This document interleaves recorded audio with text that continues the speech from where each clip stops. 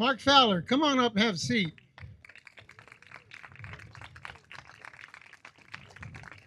Mr. Mike Baker will be introducing Mark. Hello, everyone.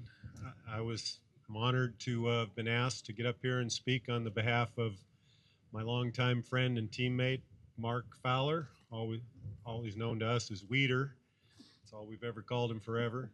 It's a great nickname. He'll explain that to you later. I think everybody here that's a baseball player knows if you play in this league and you're on a team, you're going to eventually end up with a nickname. It might not be one that you like, and it might not be very complimentary, but you're going to get one. But the one thing you can't do is you can't pick your own. We had a couple of guys that made that mistake in trying to pick their own nickname. One guy known as Donut didn't think that was tough enough for him, and he came in and he said, I want something tougher, like T-bone. And Dogasek and I looked at each other and said, did he say teabag? So after 2 weeks of us hollering, not away, teabag, get away, teabag, he came back into the dugout and said, I want Donut back. So we gave it to him. Another one was Tony Brashear. He had hats made, put it on his bat and everything. He wanted to be Vanilla Thunder, and he's a big fella.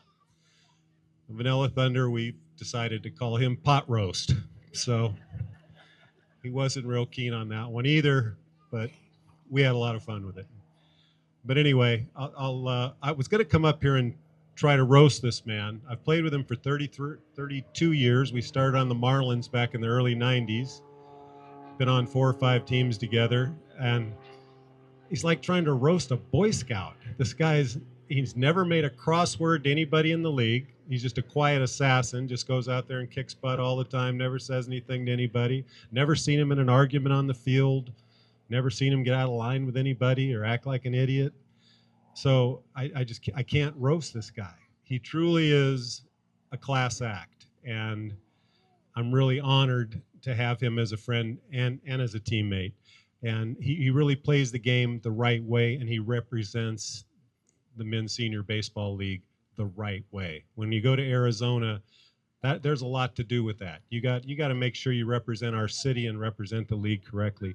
And he's very exemplary in that. I'll talk briefly about his talent. I mean, he's got all the skills. I remember the first year I was playing with him, I think it was 93 on the Marlins. Never met him before. He was in left field, base hit to left field. Guy's going to score from left field, and I saw this skinny, wiry little guy out there in left field named Mark Fowler, and he just threw this seed about 4 feet off the ground all the way to home plate, and the guy was out by like 12 feet, and I said, my goodness, that guy's got an arm.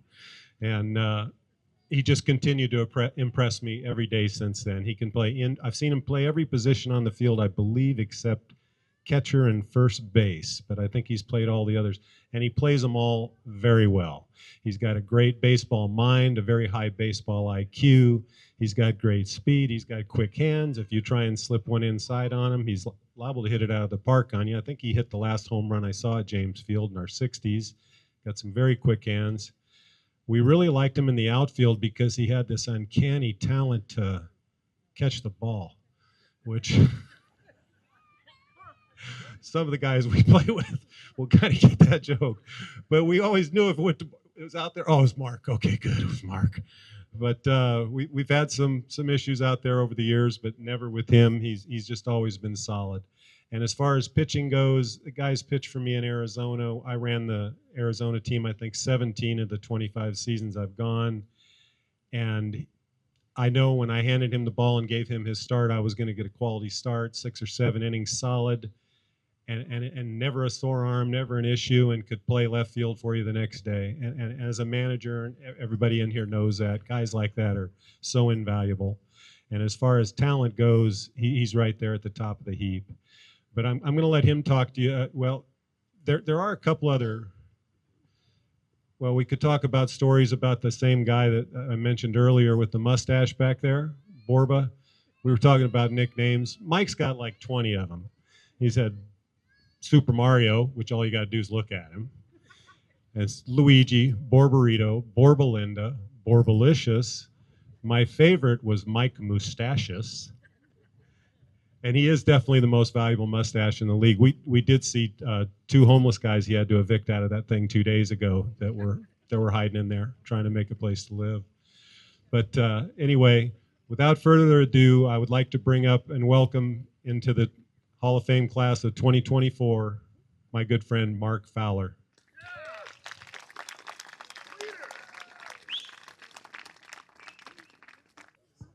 Okay, do you hear me? Great. Mike, I can't thank you enough. What a great introduction. And thank you, everybody, for coming today. I'll try to make this quick. I know we're getting a little restless here. My 20-month-old grandson has been out there playing with a baseball the entire evening. And I know he needs to get home to get to sleep.